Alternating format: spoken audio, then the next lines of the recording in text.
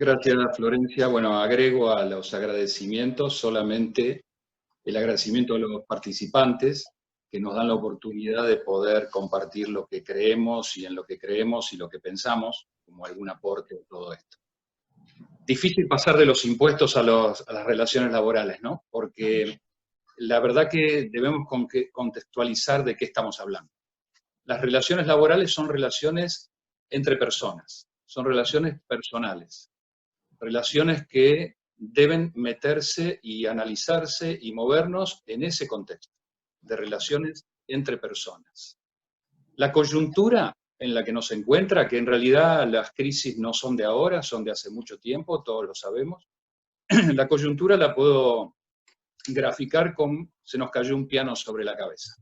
Veníamos caminando por la calle y se nos cayó un piano sobre la cabeza. Y esto es lo que pasó. Ahora, estamos todos aplastados abajo del piano, vieron como el dibujito ese donde el personaje pobrecito le cayó el piano y tiene la cara aplastada contra el piso y el piano encima, y estamos todos empujando para arriba el piano, tratando de salir de él. Y es coyuntural, porque en realidad esta situación en la que estamos inmersos va a pasar. El problema es cuándo va a pasar. Si va a pasar pronto, si va a pasar más adelante, si va a pasar después. Ahora, va a pasar. Lo cierto es que la problemática no es el piano sobre la cabeza, que claramente es lo que nos está pasando. Desde mi mirada, el contexto es el problema. ¿Dónde estábamos nosotros como empresarios, como trabajadores, como sindicalistas, como jueces del trabajo, como todos los actores de la sociedad, como capataces, como comerciantes? ¿Dónde estábamos cuando nos cayó el piano en la cabeza? ¿Dónde estábamos no pensando, también podríamos pensarlo, no pensando dónde estábamos físicamente, sino dónde estábamos con relación a cómo veíamos las cosas? Hace muchos años, muchos ya, o unos cuantos si quieren, venimos hablando de que las cosas deben modificarse, de que las leyes laborales tal cosa, de que los convenios colectivos tal otra, de que la educación debe estar dedicada a capacitar a las personas para los nuevos trabajos que van a venir en el futuro, la tecnología, las compras por Internet, la forma de relacionarse, las formas de vender. Hace mucho que venimos hablando de eso. Ahora, la realidad es que como era una cuestión de futuro, algunos hablábamos nada más que eso. Otros lo escuchaban por los medios o ni siquiera lo escuchaban, y poquitos, muy poquitos, tengan confianza en lo que les estoy diciendo, muy poquitos, estaba empezando a pensar en qué hacer con todo esto.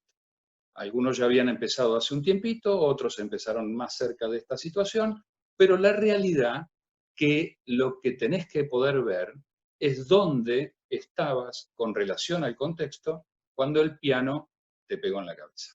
Un poquito más adelante vamos a hablar de las cosas que entendemos que debiéramos pensar, porque acá no vamos a resolver el problema individual de nadie, ni vamos a tratar en una charla de estas los problemas particulares de ninguno, sería claramente imposible. Pero sí vamos a contextualizar. El contexto y la diferencia en cómo entramos y cómo salimos es sencillamente esta diferencia. Si hemos captado que esto es una realidad que se ha instalado, o si simplemente creemos que lo que se requiere de nosotros en este momento es empujar el piano para arriba para poder salir. Estamos sobreviviendo, está claro, y no voy a hablar de la coyuntura, no voy a hablar de las normas, del DNU, no voy a hablar de nada de todo eso, porque esta conferencia o esta charla tiene como objetivo hablar de las relaciones laborales en la posguerra. ¿Y qué quiero decir cuando hablo de posguerra? No hablo de la guerra entre el Estado y el COVID-19 o el coronavirus, no hablo de eso.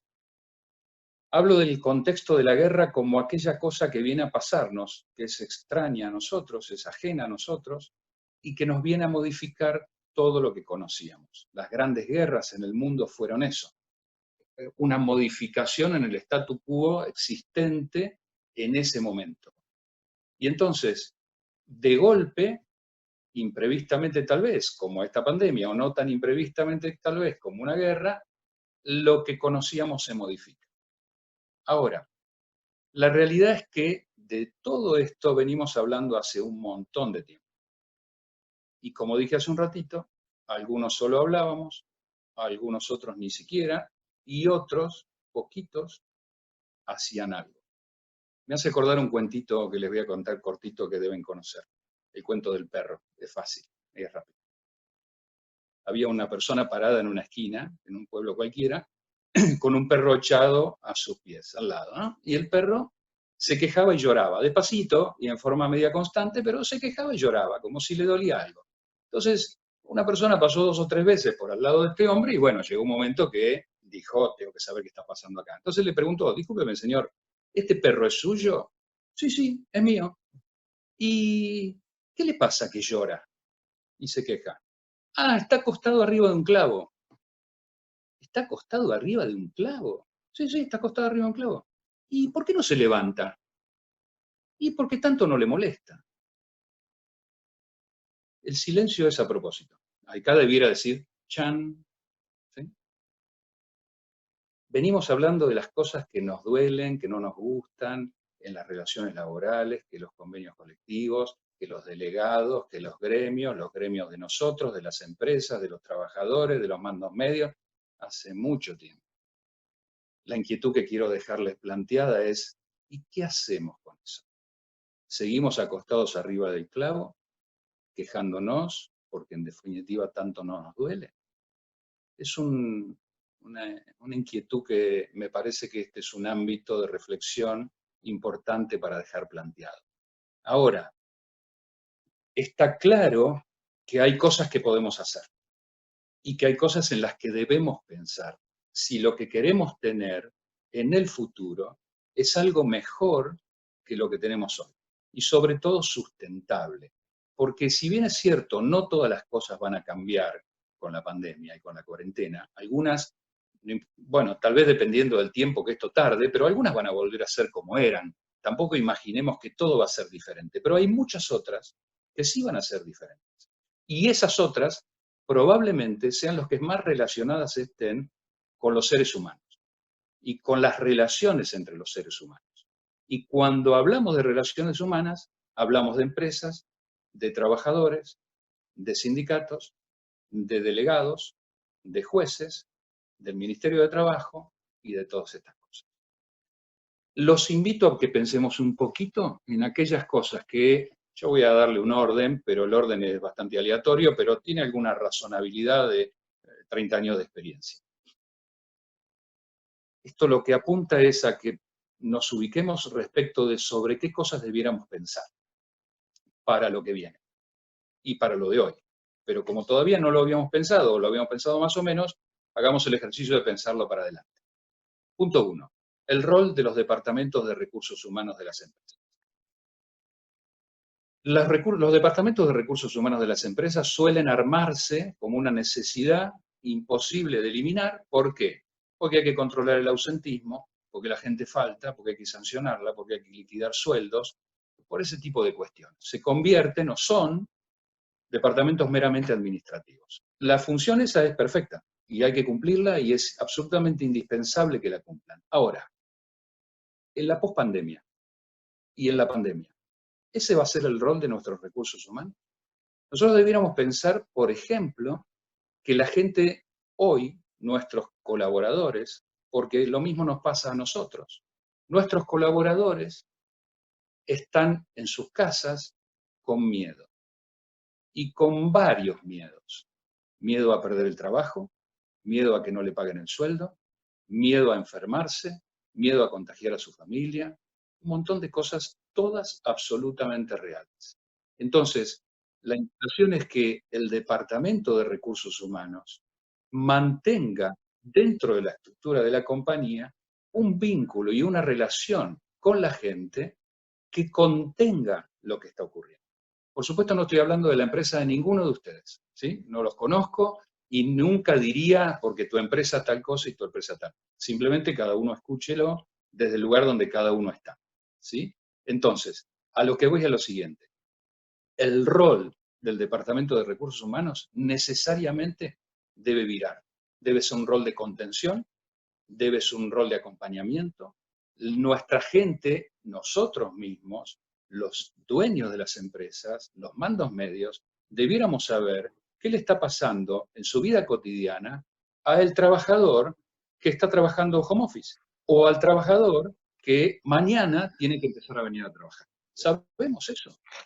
Sabemos cuáles son los miedos que tiene, las preocupaciones. Sabemos qué es lo que le pasa.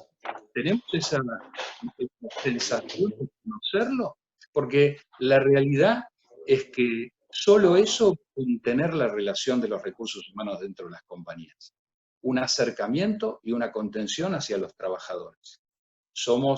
Estamos todos abajo del piano, vamos a salir muy lentamente, vamos a salir todos muy golpeados y lastimados, y debemos contenernos. Tengan en cuenta que sin pandemia, sin cuarentena, los fines de semana íbamos a la cancha, comíamos asado, salíamos con amigos, nos abrazábamos, y el lunes volvíamos cansados, con la fiaca el lunes, pero con ánimos y con cosas cambiadas. Bueno, hoy ya no es así. Sábado, domingo, lunes, 11 de la noche, 3 de la mañana, es todo lo mismo. Es todo lo mismo. Si nosotros, señores, pretendemos que nuestros trabajadores entiendan lo mal que nos está yendo, lo difícil que se puso la situación, lo complicado que es pagar los sueldos, los cheques que nos vienen rechazados, lo difícil que es sostener a los clientes, que los clientes no nos pagan, que el sindicato, que el juez, que si nosotros pretendemos que nuestra gente comprenda eso, primero debemos comprenderlos a ellos. Debemos poder entender qué es lo que les está pasando. Y acá, recursos humanos es central. El rol de recursos humanos es central. Pegadito a esto, el involucramiento de los mandos medios. En los mandos medios, seguramente hay más de un oyente que se va a identificar con mandos medios. Quiero decir que no voy a hablar mal de los mandos medios. Voy a traer acá un poco la experiencia que tengo de la relación con las empresas. Los mandos medios normalmente su labor la hacen de una manera que a la empresa mucho no le gusta. Y a los abogados que los asesoramos muchas veces menos. Ahora, ¿de qué se trata esto? En general, le bajan mal la línea. Nadie en la empresa le hace saber seria y cabalmente al mando medio qué se espera de él. ¿Qué se espera de él en relación con los trabajadores? Si no, y no lo capacitamos para eso, y voy a hablar mucho de capacitación, si no lo capacitamos para eso, va a ejercer el rol como lo sienta, como lo entienda. Y muchas veces pensando en su propio resultado. Yo tengo un bono, o me miden a mí por el resultado de cuántas piezas salen conforme la velocidad que mi gente le da a la máquina, y entonces mi rol solamente es apurarlo a este personaje para que haga las piezas que tiene que hacer. Bueno, señores, el rol de los mandos medios hoy, al lado y pegado al Departamento de Recursos Humanos, es central.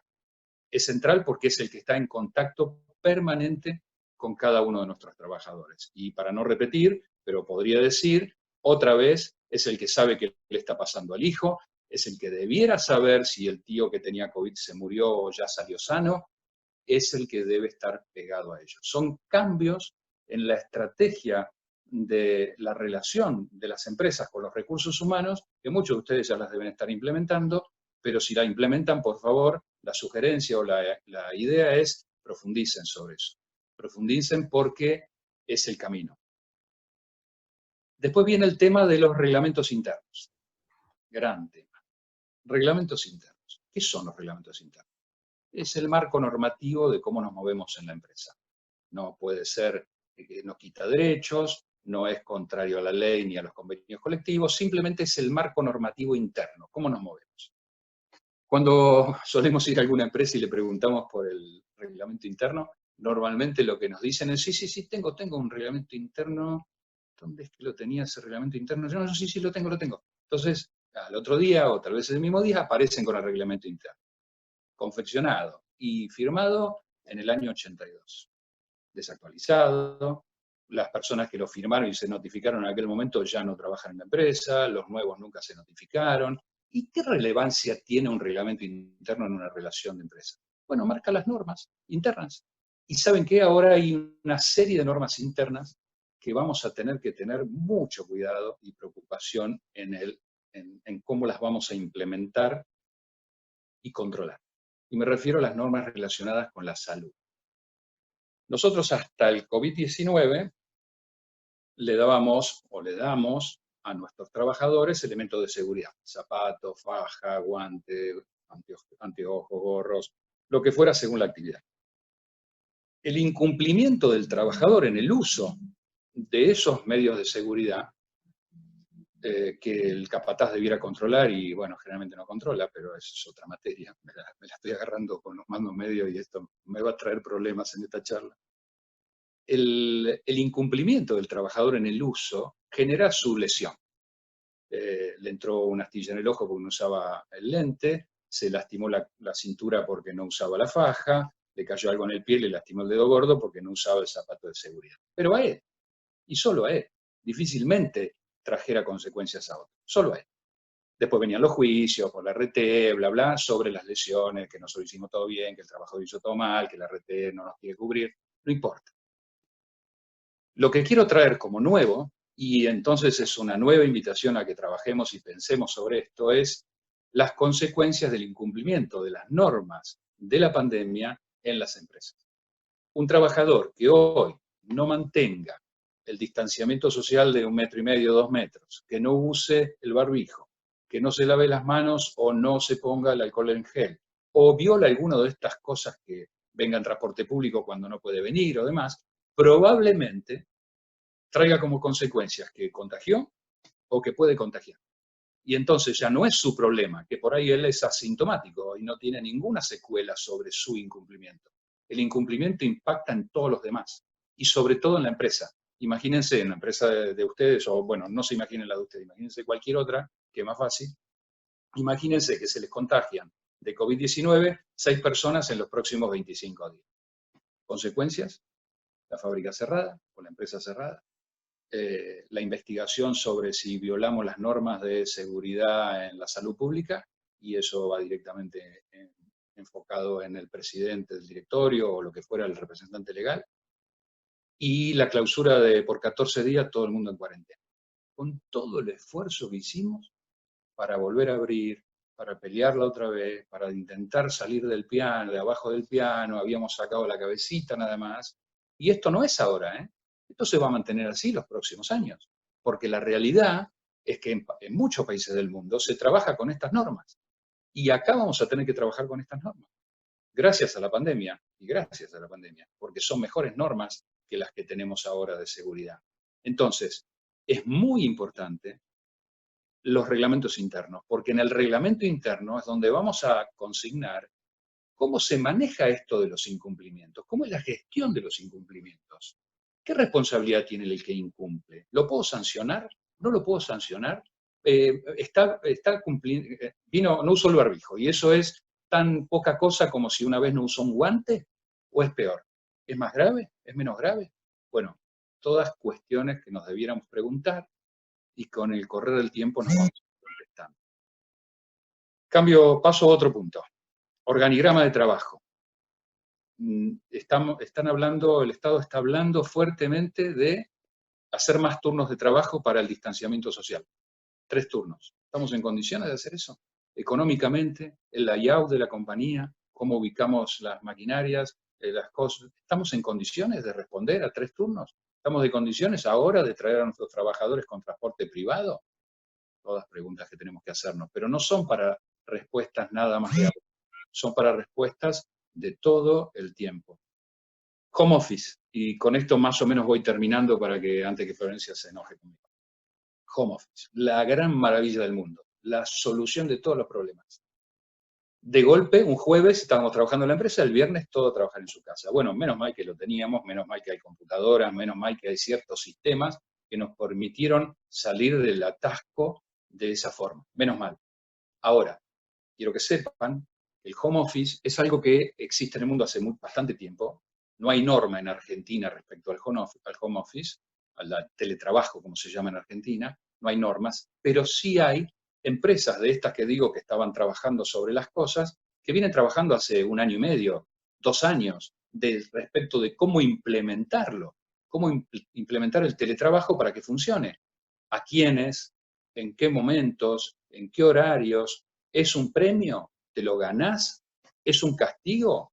¿Te lo doy o te lo saco en función de cómo te portaste o comportaste?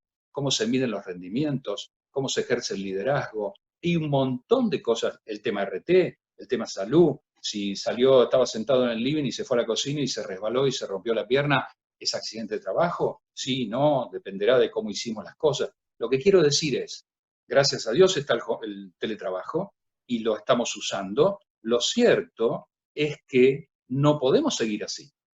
Cuando el teletrabajo se va a instalar, está absolutamente instalado. La gente que viene a trabajar o pide trabajo en empresas grandes y en el mundo entero es igual, una de las condiciones de contratación que plantea es, quiero un día de home office. Entonces, esto vino para quedarse, esto sí vino para quedarse. Tenemos que trabajar en las normas internas relativas a cómo vamos a implementar el teletrabajo de manera sustentable, con poca contingencia para evitar juicios futuros. Acá necesitamos evitar contingencia. Hasta hace no tanto tiempo podíamos resolver un juicio pagando 500.000 pesos de indemnización porque lo arreglamos. Lo podíamos hacer. Ahora y por los próximos tiempos, ¿vamos a poder? ¿Vamos a estar en condiciones? ¿O las consecuencias van a ser durísimas? La conflictividad actual, la actual y la futura, contempla también, y con esto cierro, la problemática gremial y sindical y de las comisiones internas. Las empresas normalmente, es algo que les hace mucho ruido, es un sabor que no les gusta paladear, y entonces o ningunean a los gremios y a las comisiones internas, o se enfrentan. La verdad que mi mirada sobre esto, y hay que adaptarlo a cada situación, mi mirada sobre esto es que estamos todos juntos en el mismo camino. Y de una vez y para siempre debiéramos empezar a pensar cómo se camina este camino todos juntos. No el de la salida de la pandemia, aunque también el de la salida de la pandemia. El de la modernización de las relaciones. Sin perjuicios y sin quitar beneficios, que es lo que hace tanto ruido, sino claramente para un mejor lugar al que vamos. Estamos cruzando un puente, no conocemos mucho cómo es la otra orilla, pero sí conocemos lo que no va a volver, hacia donde no vamos a volver, que es al lugar de donde partimos. Entonces la relación con los gremios y con los cuerpos de delegados es algo que hay que trabajar en profundidad para mejorar lo que seguramente se puede mejorar y caminar un camino mejor. Ya termino, seguro está apareciendo Florencia por ahí. No tengo más que decir que gracias desde ya, que la buena fe y la colaboración y las normas del contrato de trabajo deben ser las que nos deben regular en todo esto. Y podemos caminar este camino si pensamos bien, si miramos y si desarrollamos las cosas como debiéramos desarrollarlas. Gracias por todo. Gracias, Florencia.